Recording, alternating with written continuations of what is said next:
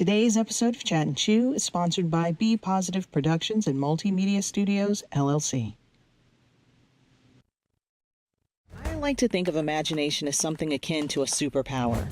Used in the right context for good, it can help bolster our aspirations and propel us closer to our goals. We visualize the outcome of our accomplishments and work toward attaining said thing. However, when used to propagate untruths, reality can become distorted. We no longer know what's real and what's not. The more often we repeat something to ourselves, the more likely it is to become our truth, and the lines between perception and reality begin to blur.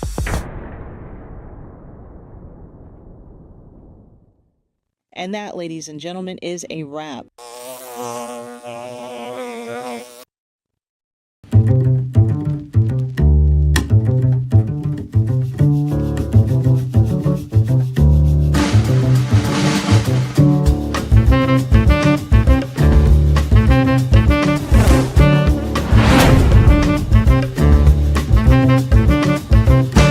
Please make sure you follow us on Facebook, like and subscribe to our YouTube channel, and of course, hit the bell to activate notifications that will remind you when we're on. Please be sure to leave us a comment to let us know how we're doing. We'd love to hear from you.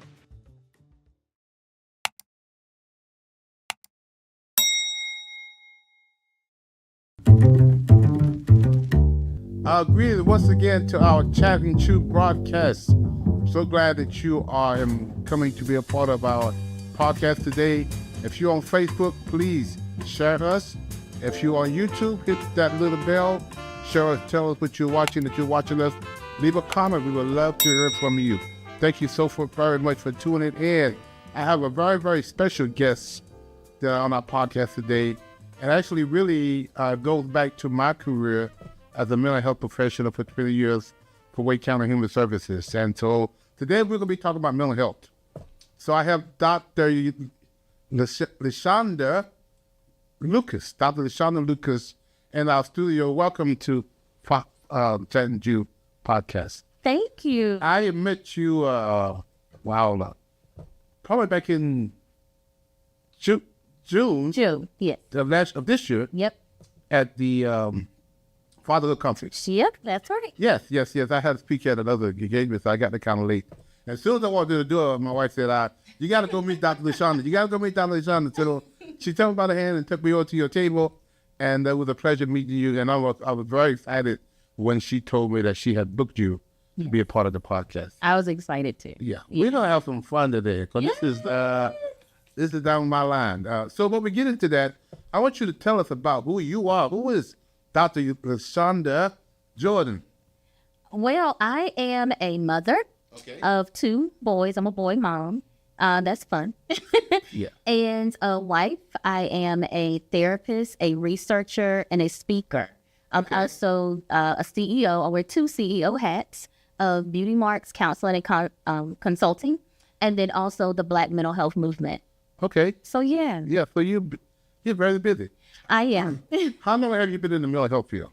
So let's go all the way back, okay? Okay. It might not be that far for some people. I feel like it was a long time ago. I got my bachelor's in social work in 2010, my master's in 2011, and so I got licensed then, LCSW in 2011, and so I've been working ever since. So I actually started working in 2010 when I got my bachelor's. So since 2010, I would say. Okay, cool. So this is the field that you love, you work in. Yeah, and I've done kind of everything in social work. So I started off in community mental health, right? Doing intensive in-home, case management. I was an intake coordinator. So I started there. And then I've also done nonprofit work where I was doing in-home counseling with youth who were court involved. So to partner with DJJ, supervised foster care and adoption. I was even a professor of social work at Shaw University, right? So yeah, and now I'm training and doing training and development with social workers and other human services professionals. All right. So tell us about your LLC, the what is it? Beauty Marks Counseling LLC. Tell us about Yes, Beauty Marks Counseling and Consulting. So really, this is faith-based for me. Okay. This is based on Isaiah 61, where it talks about that he gives us a crown of beauty for ashes. Yes. So I don't believe that life experiences give us scars and wounds and all of those things. I believe that they leave us with beauty marks, right? So you've been through something in your life before, right? Yeah, absolutely. And you've overcome it. Yes. And you can live to tell the story. Yes. How many people have you helped with your story? A lot. A lot. Yes. That's a beauty mark, right? Because you didn't just harbor in it. You just didn't stay in that moment and let it Yeah. come down and just create a dark pit for yourself. You didn't do that, right? You allowed God to use that thing as a testimony to bless somebody else, help somebody else. Yes. So that's what Beauty Marks is, right? For women. So what I do is counseling, consulting, research, motivational speaking, all of that, but based on or based in self-esteem, self-worth, and self-discovery. So tell me a little bit about that. I went to your website, and I was really I love the way you got your thing going on there.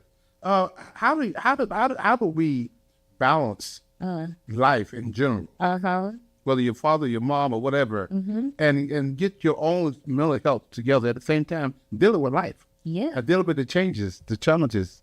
How do we do that?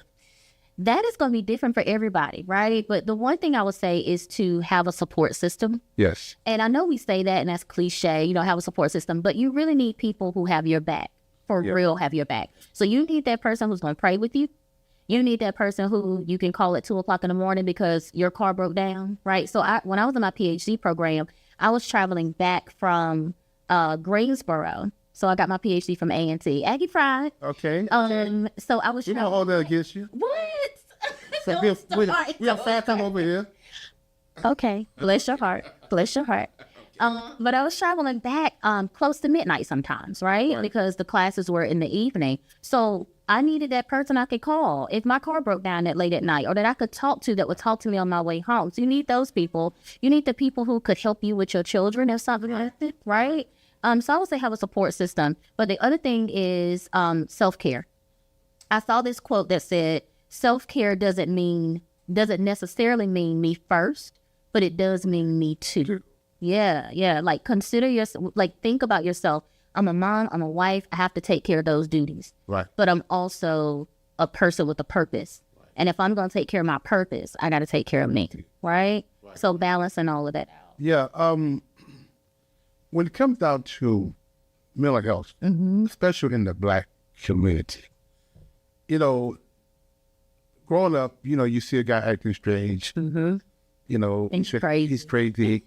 And most of the time, mom keeps him home. He's not out, As we evolve, as time goes on, we realize that that's not a good place for this mental health guy. He needs to be in the community doing some things. So we've kind of transitioned. Yes. However, we still have the stigma about mental health. Working in this field, as you know, mental illness is like it's a disease of the brain, like diabetes or like heart condition. Absolutely. And there's medicine for it, and there's maybe not cure for it, but if you probably gonna have the mental illness if you've been diagnosed with probably the rest of your life, but you can maintain it. Yeah, there's treatment. Yeah, the medication, treatment. And so the Black community, we have adopted, and for the most part, we're really doing well in it. However, there's still some stigma that going to get counseling, especially for men, they're going to get some mental health help. It's one of those things like, I don't need no psychiatrist. Right. I don't need no shrink. Right. I don't need one people in my business. Exactly. I don't need to sit on the couch and lick and write notes down. They think I don't I'm need none of that. Yeah. What would you say to that people? Oh my gosh. So I as a Black woman, I've seen that in my family, right? Yeah. As a Black woman, I've experienced that because I'm a helping professional. So it's hard for me to say I need help. Right. But I too have a therapist, right? Okay. Yes. So what I would tell people is take care of your mind the same way you take care of your body. When you have a headache or you go break your leg, you don't say, I'm gonna just deal with it. I don't want to see no doctor. You go and get some help. Exactly. You go get some help for that broken bone. You go take a Advil or something for that headache. Right.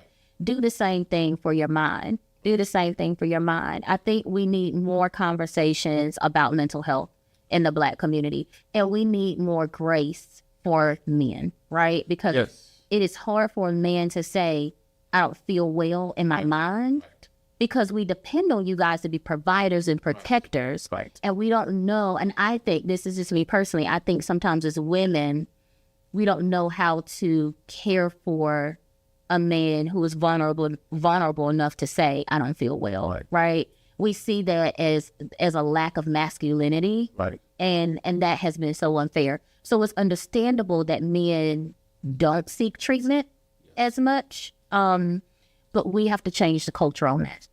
And we have to make it available for them. Yeah. When I first started doing mental health work, I was been trained. I was senior practitioner, and I was working in this crisis where we did assessments, and we sent people into the hospital, send them back home, and send them to the community to get some mental health.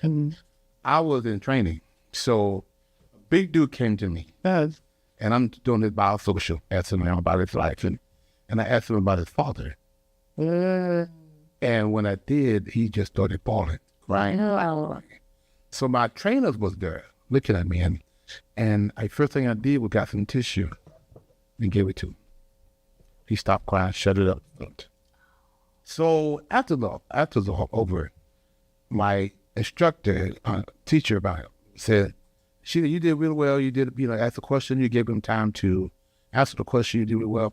She said, I'm going to ask you a question. Why did you give him that teacher? And I said, well, you mean why? He kept kind of ignoring it. Being polite. Yes, he's not smart. He got, he's serious. Why wouldn't I give him the teacher? And she said, okay, no problem. She said, well, tomorrow we're going to come like this. I want you to think about it tonight. I go home, I go to sleep. I'm a little frustrated, because I don't know what, I'm being trained, but now I'm probably I did something wrong, so I'm a little nervous about it. Yeah. So I go to sleep. I wake up about 3 o'clock in the morning, and it hit me like a ton of bricks. I was uncomfortable with him crying. Oh. So when I gave him that tissue, I would tell him to shut up, stop it, because big men like you and me, we don't cry. And I don't know what to do with that. I don't know what to do with that. Wow. And when I gave it to her, she said, that's right. Yeah. And I said, what should I have done? She said, you should just put it, let them come and get it. Don't put it in his face, because when you did that, you told him to stop it. Let him come and get it. That has stuck with me. That's been over 25 years ago. That's so good. And I share that story all the time, because as men, we have a hard time asking for help. And a lot of times, because we was brought up, but it's like, you fall down, the little girl fall down, she hit her leg. Yep. We go kiss the little boo-boo. If the Johnny fall down, get up, stop being a little girl, and then we tell them, you're not hurting. Yeah. So now we deny the truth to them. Blood is running down my leg. Blood is associated with pain. But you telling me, stop crying, and then you're telling me you're not hurt. But now when I'm 17 to 18 years old, I meet my first girlfriend, the first thing she tell me is, I want to see you get sensitive. Yeah. I want to see you cry. I said, what the hell are you doing? You told me how to cry all my life. Now you're telling me to cry. Like, y'all women confused. Yeah, exactly. So we're confused. So a lot of times we don't reach out to get the help we need, because we have been taught we tough enough to do it on our own. And it's not true at all. It's not. And what's really cool is I host a conference called the Black Mental Health Conference. And this is what we talk about. Yes. This is what we talk about. And this year I have a speaker, who is speaking about this. There's a speaker who is talking about why Black men don't seek care, mental health care. And he's talking about all of this that you just shared. Wow. But I love what you shared about you weren't comfortable with the tears. Yes. And I think that is a societal thing. Like, we can generalize that, right? Right. We're not comfortable with men and Black men being vulnerable. Yeah. We're not comfortable. And now after doing this many years, it don't faze me now. Yeah. I can hug you. I can say it's okay. Crying is good. Yeah. God gave us teardrops. Come on. Tear ducts. Right. Which means we supposed to cry. We have to release. We have to release that. So I tell the guys all the time, go find a therapist, go find a friend, Go find somebody that can speak into your life and give you some counseling. Don't pick nobody who's going to do the same thing you go to. Right. Well, they're going to give you the same advice out of their pain, and you're going to end up trying to do it, and it ain't work. Yep. So we got, and so, and I know we have, it's just COVID. Pre-COVID, it was bad. During COVID, now post-COVID, we are still struggling because during COVID, we was in survival mode. Yeah. We were just trying to stay alive. We just trying to not get the virus. And now that it's all gone, how do we pick up the pace again? And not only for ourselves, but for our kids. Yeah. Our little boys out and our little girls who were at home, isolated for 2 or 3 years. How do we get them the mental health that we need? I love that because I said I'm a boy mom. I have 2 little boys. And we have conversations all the time.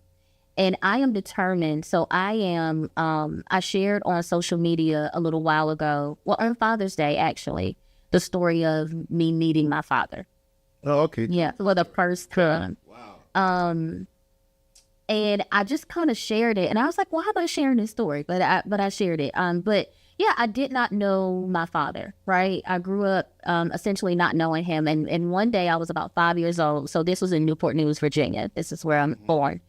And I was about 5 years old, and me and my cousin were walking from the park. And this man was following us.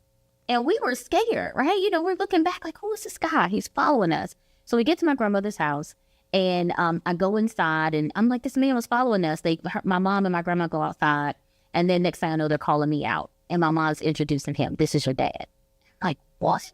Right? So for the first time, I'm meeting him. But he knew me, which is still amazing to me. I don't know how he knew it was me. Wow. He just knew it was me, right? Little girl at the park, he just knew it was me. So that very day, my mom let him take me home, right, to spend the night with him and his wife. And so something happened, and he had to bring me back. So we went to his house, and he's walking me back in the middle of the night, right? That was all the time I had with him, right, at that time. So in 2020, I believe it was 2020, so kind of going back to COVID, my stepdad passed away in 2019, June of 2019. April 2020, my dad reaches out to my mom and says that he, saw me on social media and all this, and he wanted to meet with me. And so he and I had about 3 weeks of time to get to know each other. So he started calling me, and we would talk on the phone, and he was texting me, and it was literally overwhelming, right? Like, this man was calling me and texting me all times of the day, all times of the night. He was very adorning. I love you. I love you. I love you. All of this. And so he ended up passing away. Wow. 3 weeks after I really met him and started knowing him. But I bring that up because I learned something through my father's involvement. And my stepdad was an amazing man, very tough man, right? Because he grew up in that era where men don't cry. Right. Very tough man. He taught me how to be tough. But what my biological dad did was he loved on me so much. And it was weird at first. I didn't know I needed it, though, to heal. I didn't know I needed to feel chosen and loved that way. I didn't even know it. So it was his involvement with me and his vulnerability with me that helped me even see my husband in a different light. Because my dad would cry and say, I'm so glad that I met you. I'm so glad that God gave me this opportunity to connect with you. He was so adoring and vulnerable. And I had not really seen men do that. Right. But my father was doing that just because he got to speak to me. Did he know was he sick or something? He never disclosed to me that he was sick. And so I don't know if there was like a history of anything, but he did die suddenly. Right, just suddenly. But he did say and we put this in his obituary. He sent me a text, and at some point in that 3 weeks, and he said, "I can die now. Like, I can die happy because God allowed me to meet my baby girl." Right, and I asked him one time, like, "Why do you love me so much? Why are you pursuing me this much?" And he said, "Because you're mine." And that stayed with me, and it allows me to understand the vulnerability in men. Right, a little bit better. Right. We have a fatherhood program. I don't know if you know. Yeah. And 12 weeks. We have a textbook. They have to have homework assignments. They have to come to 12 classes, and then we talk about the mid issues. One of the classes we talk about is anger management. Another is forgiveness. Oh. And when we do that class, it is the quietest class because they're sitting there and they are soaking every word up because we struggle with, everybody does, but unforgiveness is a very, very damning. It's tough. It eats our lunch. It stops us from moving forward because we're dealing with this bitterness, this resentment, and we don't know how to release it. Yeah. Especially men. We hold it in so much. That's why it used to be 7 people who commit suicide. Men, now it's 8. So if you got 10 people in a room, 8 of them commit suicide, it's going to be a man. Wow. And most of the time, you won't see it come in. Because they can't. We have been taught. Yeah. So I just saw Jimmy last week, and we realized now he just ate a bullet.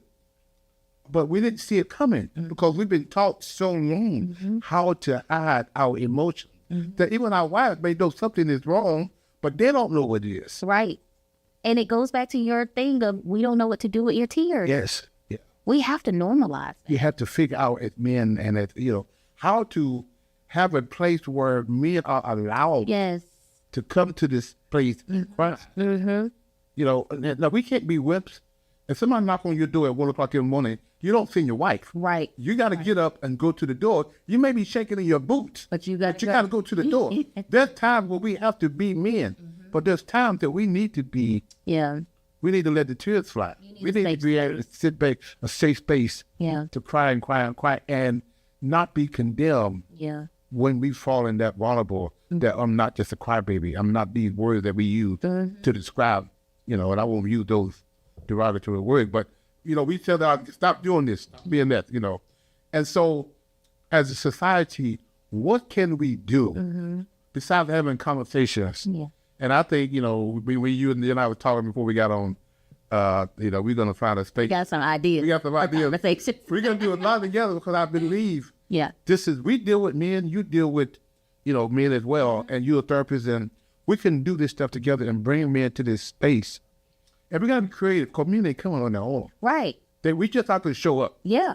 But that's why I believe, like I said, we talked about this, right? There's a lot of experts talking about men. Yes. There's a lot of training and content and research about men. We need to talk to them. Let them tell us what they're like. And we need to get them to the table. Yes. So now we got to get creative. We got to get this space. Yeah. But we got to get creative and we got to get innovative to bring them to the table. Now, when the guests come to our program, most of the time they are mandated. We call it initiated intervention, but they're really mandated. Yeah.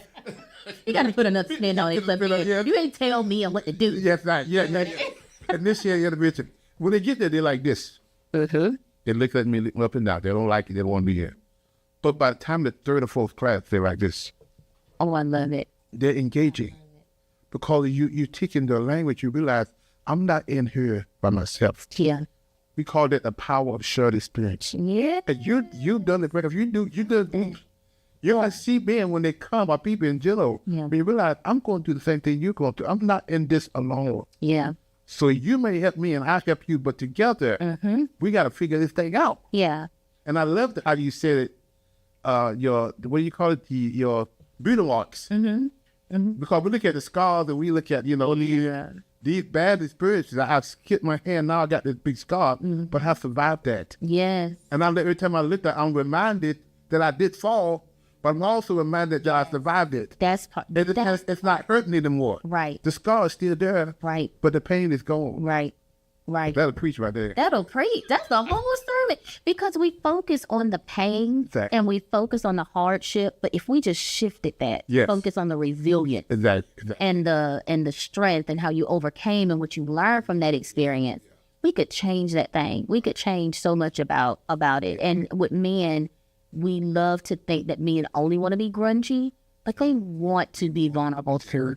They want that. We want that safe space that we can sit and cry, and we're not going to be judged. Yes, that's the point. They're not going to be judged. They're not going to be called a baby, a cry baby. I'm not going to be called those words because I can cry in front of my wife. Yeah, I can cry. One of the guys just told me, he's like, his son got into some trouble, And he said, when I held my son, he's a grown man, Yeah. 50 years old. And he said he just collapsed and wept. Yeah.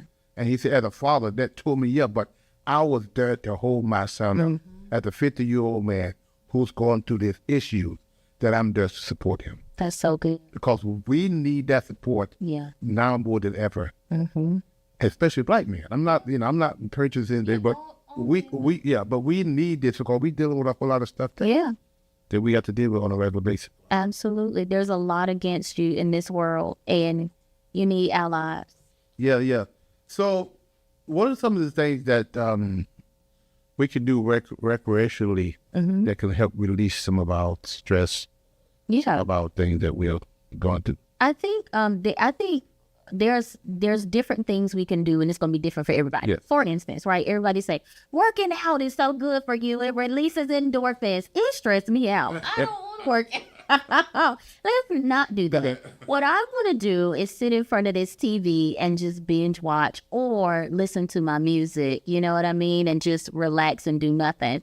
So I think there's different recreational things, but the point is, do what makes you happy. Right. What fills you up. Right? If you're an introvert and just sitting by yourself makes sense for you, great. If you're an extrovert and going out with friends works for you, great.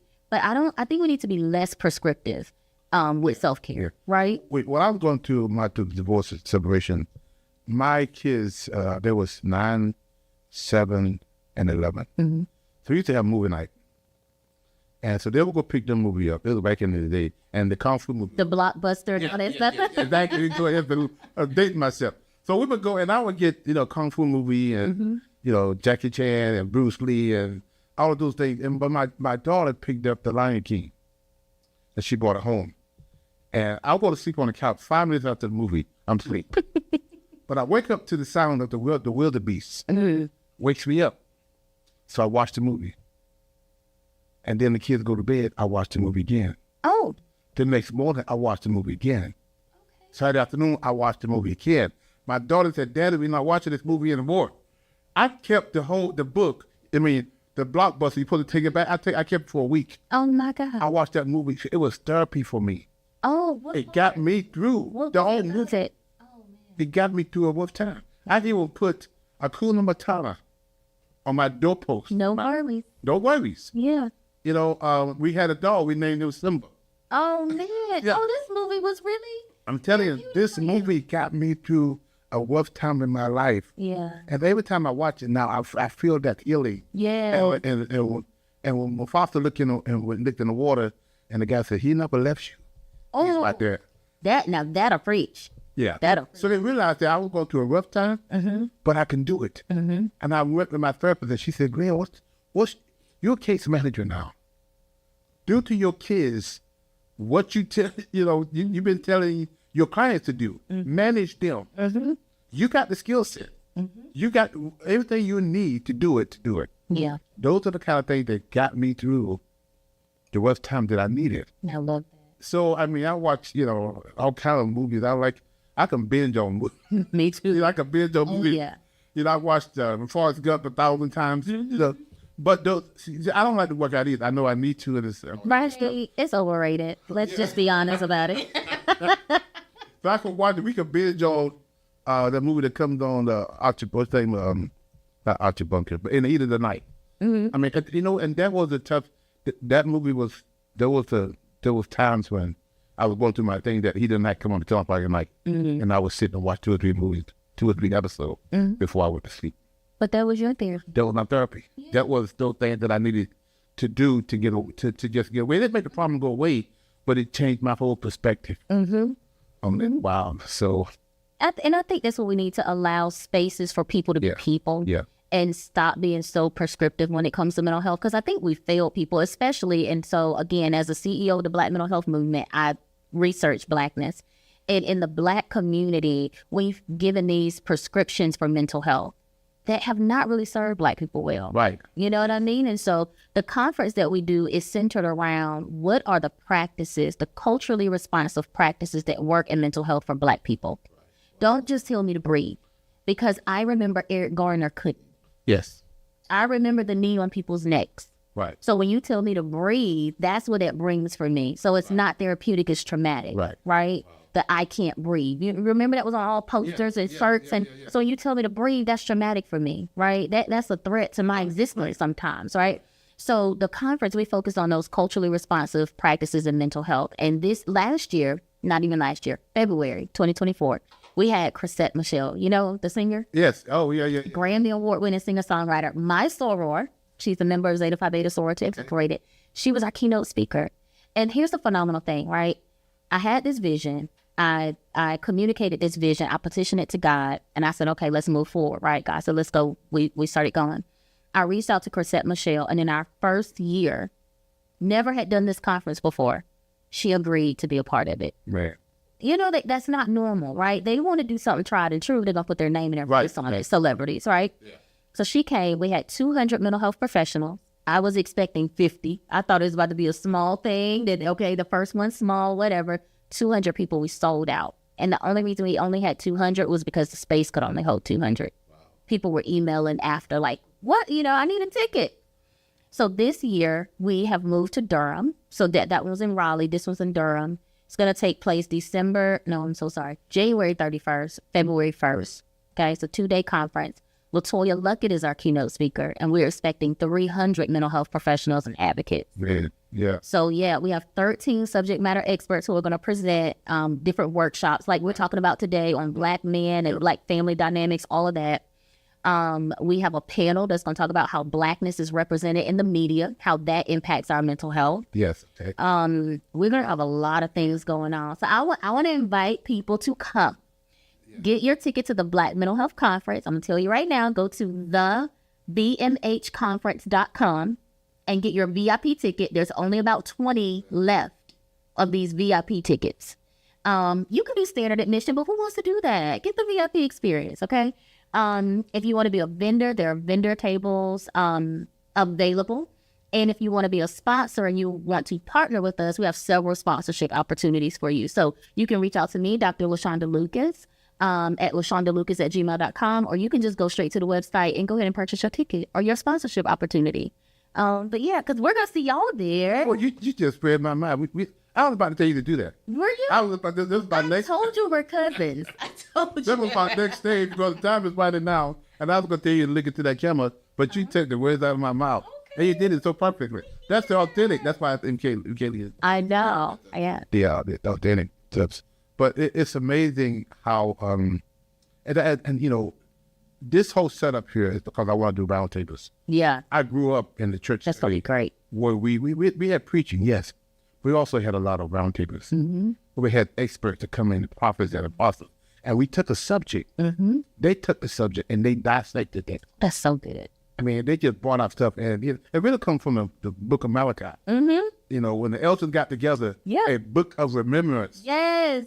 Because the elders got together, started talking. You really read that book. You really read that book. They started talking. When they start talking, God gets in the middle of the conversation and revelation comes. Mm-hmm.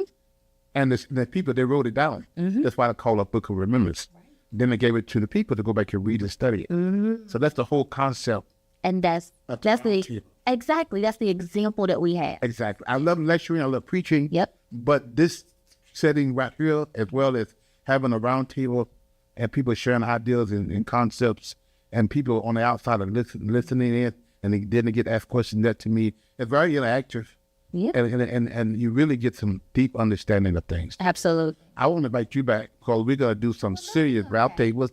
Yes. And we want to come back and talk about more mental health. And one of the next time we probably have another couple of people. Yeah. You know, and we're going to sit down and just take and just dissect. I think conversations about the experience you had with the men who cried. Yes. I think that would be phenomenal. Yes, because it's, you know, it's so powerful. Because we don't act we should. Mm-hmm. You know, I used to go out with movies with guys. You know, it's a movie at the end of the movie where it's everybody's crying. Mm-hmm. And we sitting there because it's dark now. But the movie is a tearjerker. Mm-hmm. And everybody's sitting there crying. But it's dark, but nobody is doing anything. But the light came on real quick. And when it did, everybody's like, you know, because we don't want to see each other. Right. I don't want you to see me cry. I'm a grown man watching this movie. and I'm crying. Yeah. There's something wrong with that. It's nothing wrong with that. I just want to learn so much more about that. I really do. Like, man, like, what does it mean for you to see another man's side? Yes. I just want to. We have to explore that because we really, and that's another whole. It's a whole nother My segment. team is telling me we need to go. We're gonna wrap. But I really want to do that. I really, and we're gonna hopefully have you. Yeah, let's do it. And within the next month or so, we're gonna be in that other space over there. I've been telling you. But anyway, I really just signed up. So glad that you came and be a part of this discussion. And again, you're not gonna be a stranger. We're gonna have you back. I'm glad my wife introduced me to you a few months ago, and I'm glad she put you on this show. And I think this is the time that we're going to connect and do some big things. We have lots of work to do. Lots of work today. Yeah. Yeah. And I want to say to my audience, thank you so much for joining in. Once again, I knew I was going to enjoy this conversation. The time went by. We didn't get to half the questions that I had, but that's okay, but because I really wanted to be able to say that conversation. And we will be back again. And until we meet again, I'll say so long. Here's 3 ways you can support our Dads at a Distance initiative. Give a copy to a family member, a friend. Donate monthly, a book monthly, 5 books monthly, how many books you want to do monthly donation. Reverse book signing, your church, your business. You can make a donation go to our website at www.afatherforever.com and go to our PayPal at Fathers Forever. Our Cash App is $Fathers Forever. Make your donation today. Please include in the note section, include DAAD. Again, include in the note section DAAD.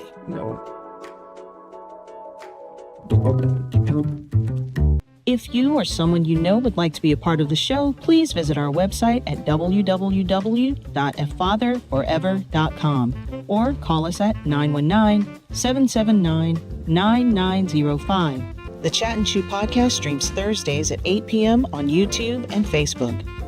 To schedule a reverse book signing or to find out more information about how you can become a part of the programs you've heard us mention today, please be sure to stop by our website as well. Hello, everyone. This is Glenn Warren, founder and executive director of Fathers Forever. I want to share an alarming reality with you. 627,000 fathers are incarcerated that have kids under 18. Now, there are 56,000 moms incarcerated who have kids under 18. The reality is there are so many more fathers incarcerated than moms. This is why I Am a Father Forever book exists. Now I need your help. I am inviting you to help us get this book into as many fathers incarcerated as possible. Here's how it works. For your donation of $22, we will provide a book to an incarcerated father.